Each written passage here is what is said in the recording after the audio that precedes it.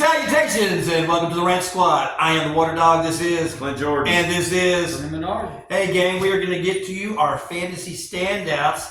And our fantasy standout standings right now currently is Brendan with 3 points. I got 1 and Clint's got 1. So you had a heck of a week last week. 6-0 on the predictions, and then you get 3 on us right here. Heck of a week, Mr. Spirit. And Kelly, why don't you explain for everybody how we're doing that? So So basically what we're doing is if your guy was the guy you picked is the person who got the most points, then you get the point for that week. Out of us 3. Out of us 3. And then you can get a bonus if you actually pick the number 1 player, and you get 3 points for that, okay? And so Brendan picked, his players were the highest ones. He had 3 of them, and then I had 1, and Clint had 1. So that's how it works. Pretty simple. So we're going to start. Here we go. Fantasy standouts. We're going to start with the IDP. I guess I can get kickstarted. I'm ready to roll. Rock and roll. I'm going to do this, man. You were talking about rookie quarterbacks in the previous episode. The fact that the Steelers eat rookie quarterbacks. That's why I'm going to go with TJ Watt. They're going to play the Denver Broncos, and I've got to go with TJ Watt. He is my IDP pick, brother. Who you got? I really like TJ. I was pretty close to picking him. He was definitely on my radar. But something this week was calling me to Roquan Smith, the linebacker for the Baltimore Ravens. I think the Ravens are going to be really upset. I think they're going to bully the Raiders. I really do. I think they're going to come in. Gardner Minshew, he's okay. I think they're going to try to run the ball. The Raiders couldn't run the ball very well. Alexander Madison did a better job than Zamir White and was just a little bit more efficient. But I think Roquan Smith is going to be all over that field. I don't think he'll get an interception because he got an interception last week. But I think we could see 11, 12 tackles because the Raiders do a lot of slants, a lot of over-the-middle stuff, and possibly, a sack or 2. So I really like Roquan Smith this week. Who you got? I got the linebacker from Jacksonville. I still don't know how to say his name, but He's good. I think, I'm going back with him. I think he's doing good. You gonna do it too? Now, TJ Watt is a great pick. He was my pick. Coming into this, I didn't know he was taken. But I got to beat you, so I'm going to do it. So you're gonna go with him. I like it. No ties. I like it. On the fly. So you're good. So you're picking up. You're picking a guy that's gonna average 15 points. So it's not hard. It's not hard to stay. I know. So Taking the easy way out. Taking the easy road. So let's go to tight end. You know what?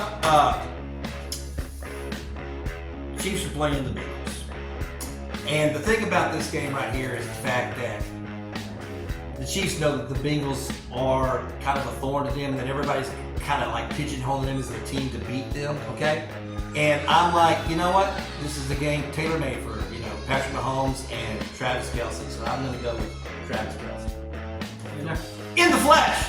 So I think that Travis Kelce is a great pick this week. I really do. Mine is Mark Andrews. And I think the panic button was set kind of after this week 1. Everybody goes on YouTube, everything. Panic. I don't think so. I think he was just double teamed and they said someone else is going to do this. And I think this week, if that's not the philosophy, he will have the Isaiah Likely game. So Mark Andrews is the number 1 tight end. What do you got? So I wanted to pick Kelce actually. I was looking kind of at all the tight ends, but I really like my historical stats because I do think they mean something. Now, every now and again, one game can absolutely throw that out of the window. But I went back and looked, and Travis Kelce historically, he has, in the last 5 games, he's done well against the Bengals twice. But do you know when those 2 times were? They're both in the playoffs. The last 3 games in season, he hasn't done that well against them. And so I'm a believer in historical stats. And so I was looking at that and I was like, man, maybe I don't like the matchup as well. I think that this is going to be a really good opportunity for the Chiefs to let Pacheco eat because Ramondre Stevenson last week absolutely just steamrolled the Bengals in the run game. So I think there's a potential for that to be a lower scoring game. So I kind of went through and actually went with my highest scoring game of the week. I think the Rams and the Cardinals is going to be a very, very high scoring game. And I think Trey McBride he's the second option in that offense. I think Marvin Harrison will have a better game. I mean, God, it was kind of pathetic. One reception for 4 yards was pretty bad. But I think the tight ends really struggled in week 1. They struggled in week 1 of last year. You know who the tight end won in week 1 last year was? It was Evan Ingram with like 9 points. It was something bad like that. I think Trey McBride have a much better week 2. And I think he's going to come out and play very, very well. All right, let's go to running back. Now, for me, for the running back, the Jets have a horrible Monday night game. And they have got to win this game. There's no way that they can go 0-2 and then still keep the fan base. I just don't think they do. So I think that you're going to have to switch, and I think you're going to have to run with your best talent. Their best talent offensively is Breece Hall. And so they're playing Tennessee. I think this is going to be a Breece Hall game. If I'm the offensive coordinator, okay? So if I'm a Hackett, all right, I'm saying we got to run for it. And so Breece Hall, that's who I got. Who do you got? I'm going to take Joe Mixon against Chicago. I think for the reasons we talked about the secondary and think that they're a really good defensive team like that, I think they're going to run the ball. And so I think fantasy-wise, when we get in the red zone and places like that, the Texans are just going to run that ball in. So give me Joe Mixon. Joe Mixon.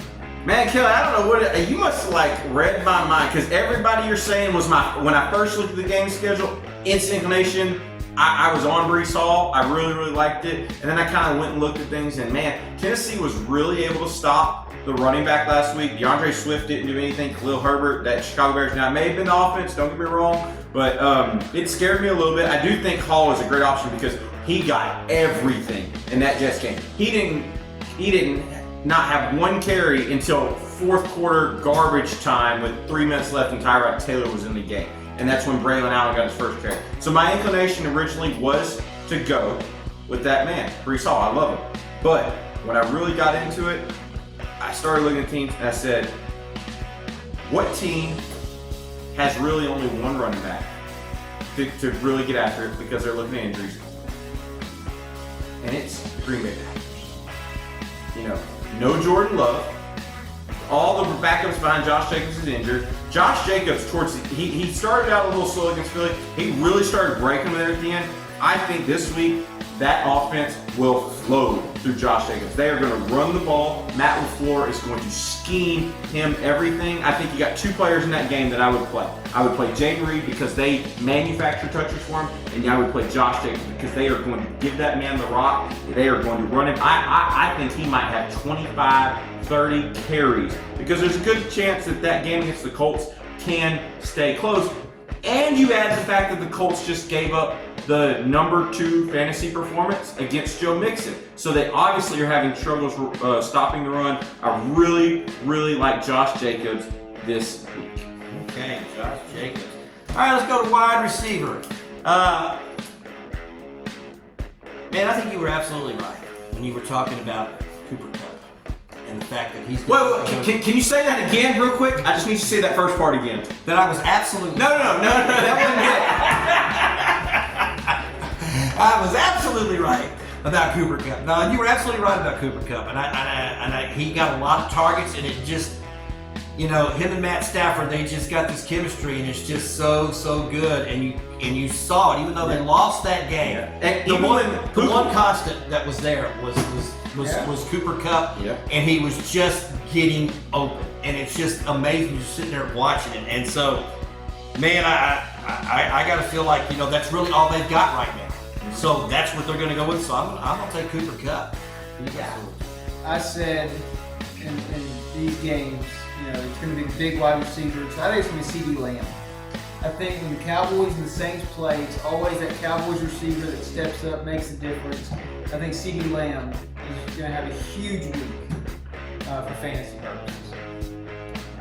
Well, I guess if I want to play to win, I need to find another wide receiver because I had CeeDee Lamb as well. Well, you picked CeeDee Lamb.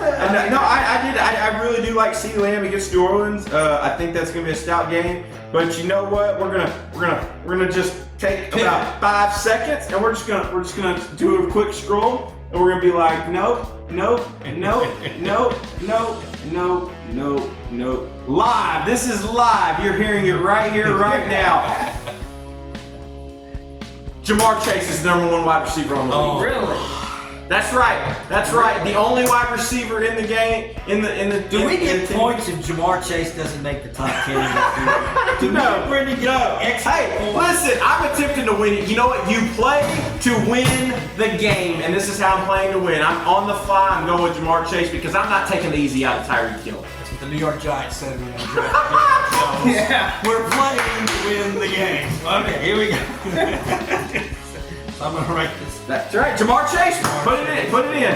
But that means for this quarterback, I want to go first, damn it. Okay, you can go first. Even though nobody, I'm not changing my pick. yeah, and neither one of you is taking my guy because I really, you could say Josh Allen, you could go C.J. Stroud, Mahomes. I like to go off the beaten path, and the matchup I really like this week is the guy that's going to be throwing your number one wide receiver the ball, and that's Matthew Stafford. I don't think the Arizona defense looked very good with Josh Allen. And if you look at Stafford, he had an absolute clinic in the second half against the Detroit Lions. He was destroying, he was shredding that defense. The only problem fantasy-wise, he didn't get but one. I got this all written down right here. See, Matt Stafford, the veteran quarterback play on Sunday was so overwhelming over the young quarterback. It was like 9 days watching Matthew Stafford and Baker Mayfield and Derek Carr just tear up. Absolutely. And Matthew Stafford, he looked great. He made one mistake, and that was the terrible throw in the end zone that the Detroit Lions made him pay. And like I said, when they got down the end zone, they were running the ball. He didn't have the opportunity for the touchdowns. I think that changes this week, and Matthew Stafford is the number one quarterback. All right, who you got, boss? Clint, you're going to love me. I think the number one quarterback is Justin Herbert. Oh, that's not what I thought you were going to say. He's playing Carolina. And so, hey, if they can make Derek Carr look that good, imagine what they're going to do with Justin Herbert. Hey, so quick note, I just want to throw it out here. This is thinking ahead. And so I have a quick tip, real quick, while we're in the middle of this. If you play in a season-long league that uses defenses and special teams, I don't like drafting a defense. I like to stream. One thing, a tip I like to use, because I don't have it many leagues, but my work league, we play defense and special teams. Always be looking 1 week ahead, because you'll be able to get ahead of everybody, right? Everybody's going to be focused on what are the matchups this week. I already have my defense this week. I'm looking at next week.